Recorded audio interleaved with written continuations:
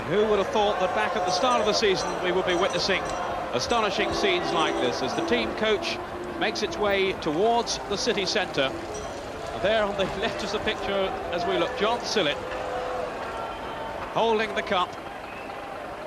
What a season he has had. The man behind their triumph, along of course with George Curtis, the management team that has given such a fillip, not only I think to the people of Coventry but to the whole of the Midlands really. Been in the doldrums for so long. Well, that's what it's all about in the centre of the picture, the FA Cup. 104 years it's taken Coventry to get to Wembley, let alone win the FA Cup itself. And there you can see around the coach the euphoric scenes greeting them as they make their way somewhat slowly, and they're already about a half an hour behind schedule, slowly towards what I can tell you is a mass of people awaiting them outside the council house, where there is a special civic reception laid on for them. Brian Kilcline, the captain, the man who lifted the cup on the right of the picture, had that painful trip up the Wembley steps before lifting the trophy. Brian, of course, who was injured during the match itself, had to go off, but nothing would stop him going up those steps to collect the FA Cup, which brings such a proud day to Coventry City. The players we thought would be dressed in their suits from yesterday, but it has been raining fairly heavily today. I think they've decided to make a change, and John Sillett has got his famous wig on. Where's the business or what? There he is, waving at the side of the bus. The wig that he's been wearing on occasions throughout the week, and really sums up the attitude and the brightness that this man has brought to Coventry City's magnificent run. Not too much underneath that wig, but what a character. And of course as schnoz, and there were even, I saw yesterday, schnoz noses being worn by some of the fans at Wembley. Plastic noses. You can see the back there, Greg Downs, as Keith Houchin, one of the heroes of course, with that magnificent second goal that brought Coventry back in the game. And as the coach makes its way along Walsgrave Road, you can see the ground itself, Highfield Road, Coventry City. And a special wave, I'm sure, for the players as they pass the ground. People all along the route hanging out of windows, hanging off roofs, I think. And all the way along there's a massive sky blue. People decked out for the occasion today, and such a lift it's been to them all. A somewhat depressed area in recent years, but my word, they're relishing this and every inch of the way. And still the fans flocking alongside the coach as it weaves its way through the crowds. And I can tell you there are many, many thousands waiting for them when they finally reach the council house. They're in now Victoria Road.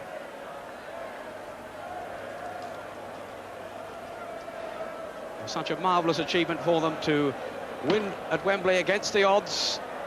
Most of the pundits favouring Tottenham, but Coventry had other ideas.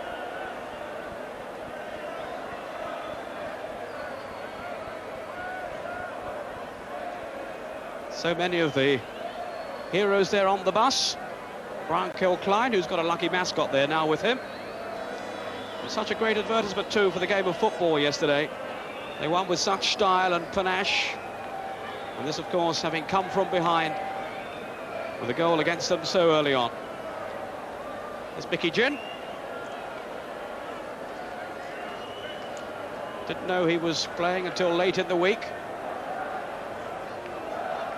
Just at the front of the picture there, behind Brian Kilcline.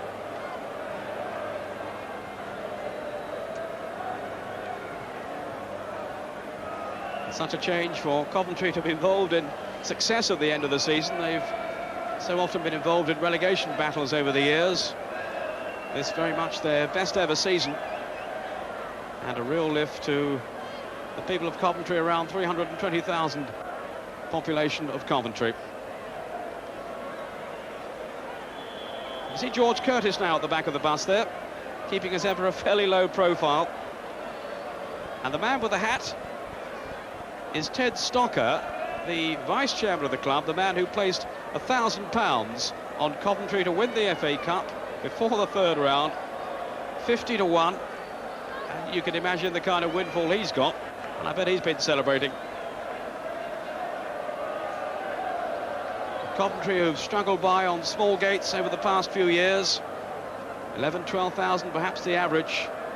I reckon there's a darn sight more than that turned out to greet them back today, and 30,000 of course who made the trip down to Wembley yesterday. I can tell you they sounded like 300,000.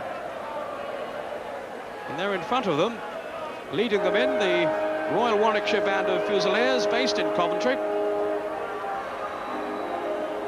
All adding to the flavour of the occasion.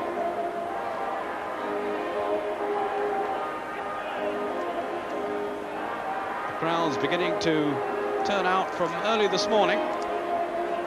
Now coming into Corporation Street, the bus. The crowd's certainly outside the Council House. From around 10 o'clock this morning, they've been singing and dancing and waving banners of all descriptions. Heavy rain this morning, but thankfully that's cleared up now, and at least it's dry for the spectators who've braved the weather from earlier on and all got rather soaked, but I'm sure they'll all think it was totally worthwhile.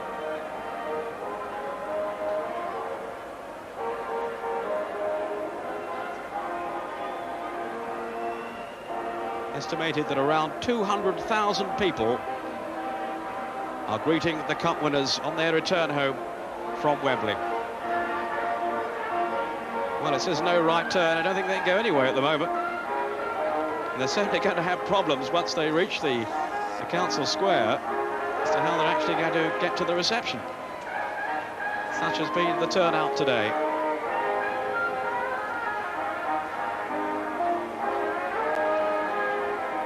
Coventry, who seem to have hung on for years and years, 20 years they've remained in the First Division without any success, but they've retained that First Division place, and now they have a taste of the glory too.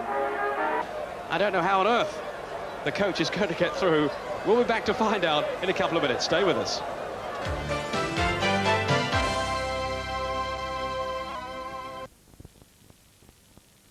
And welcome back to the jubilant homecoming scenes here in Coventry. The bus has finally made its way through the crowds and is now about 200 yards away from the Council House and from the balcony where the players are due to meet the Lord Mayor and to their adoring fans who turned out here in their thousands and thousands today to greet them home. Incredible scenes here. Such has been the response that the coach, which set out around 2 o'clock, still hasn't completed then its journey, around 6.5 miles through the thronging crowds, and awaiting them in the square. So many fans massed in front of the balcony, cheering and waving. The whole place of massive sky blue.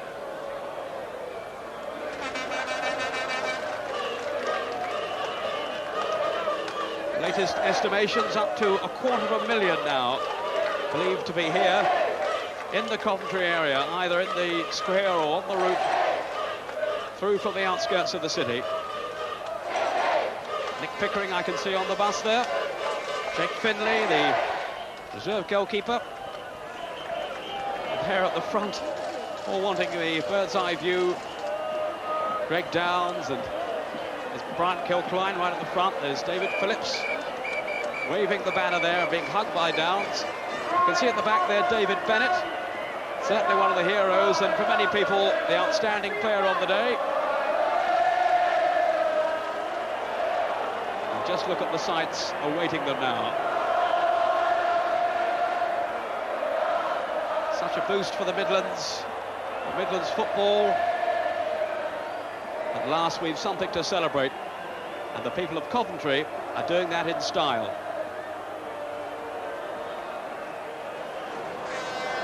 A whole array of banners, the year of the elephant. Several of the banners are referred to the predictions of Jimmy Greaves, and we've had the song most of the day. Are you watching Jimmy Greaves? Jimmy, of course, who has tipped the opposition consistently throughout the FA Cup run. But I can tell you, no one was more delighted than Jimmy to see Coventry lift that trophy yesterday. Sky blue heaven, I could see in the background there. Various references to the players who performed heroics on behalf of the city. The whole place a sea of colour.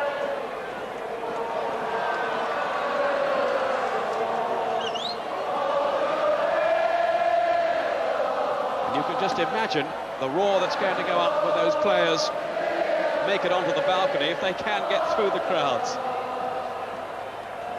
There's a road there somewhere, you know.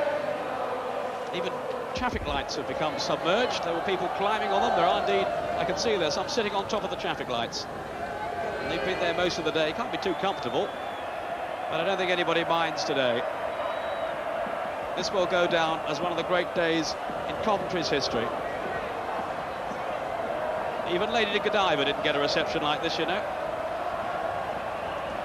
Well done, the Sky Blues, and that sums it up.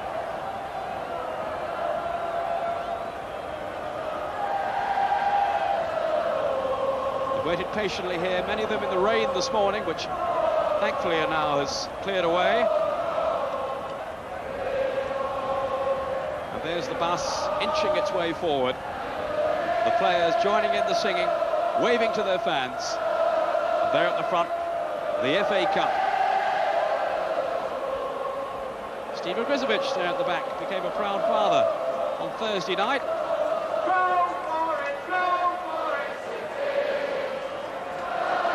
And in front of him, young Graham Rodger, who came on and gave such a valiant performance as a substitute when Brian Kilcline had to go off. And all these people massed here today, hoping this will be the start of a Coventry era.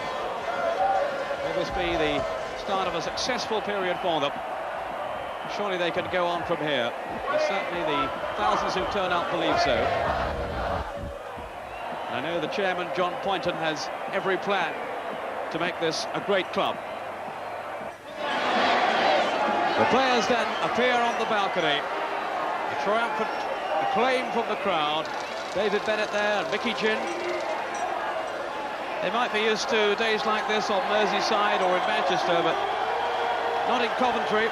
And this is an occasion they'll talk of in the city for decades to come.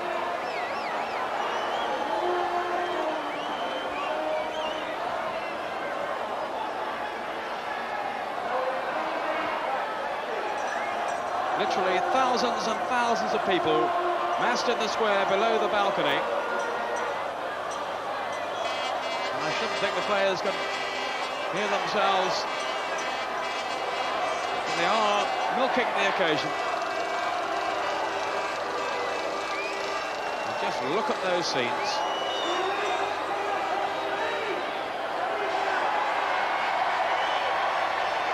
They've been singing and chanting and dancing all day, awaiting the arrival of the players, and at last the moment has come. And David Bennett holding on to the cup for dear life. David Bennett, who was on the losing side for Manchester City back in the early 80s, but now a winner with Coventry City. And little Mickey Ginn got a terrific roar from the crowd when the bus arrived here in the square. Greg Downs in the picture there too, and in the background, the ever-smiling John Sillett.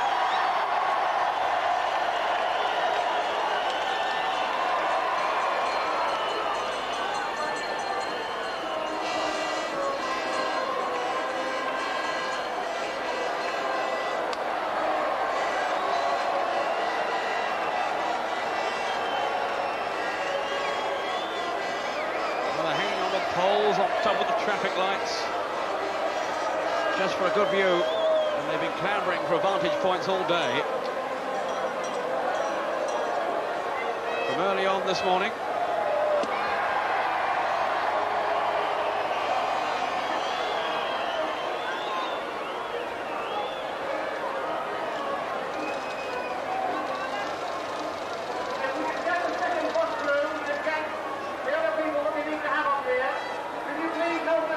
The speeches are about to start. If those on the balcony can be heard by those down below, such is the noise and the tumultuous reception for the players.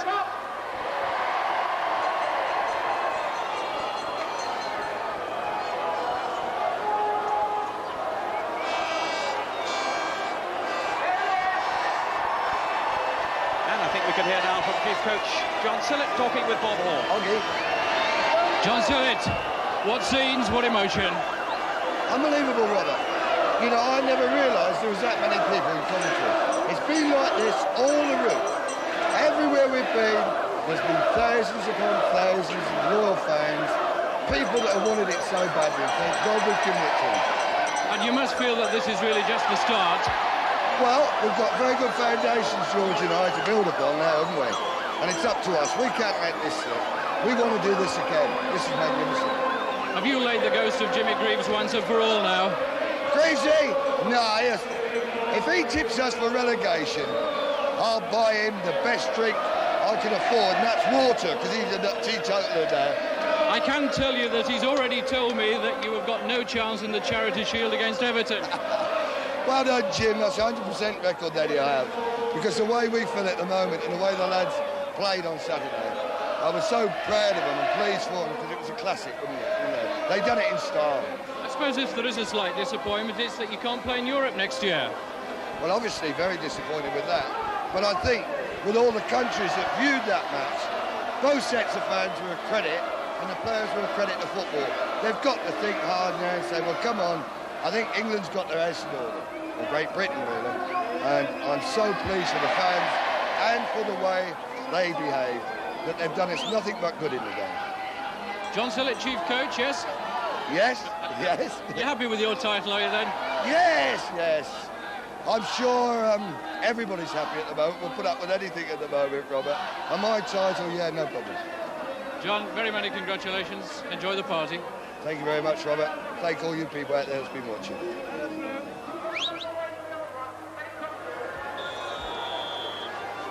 Well, the jubilant figure of John Sillett, giving nothing away about the possibility that his title might be changed. There has been some speculation about that, but he's still very much known as chief coach, and George Curtis, of course, the club's managing director.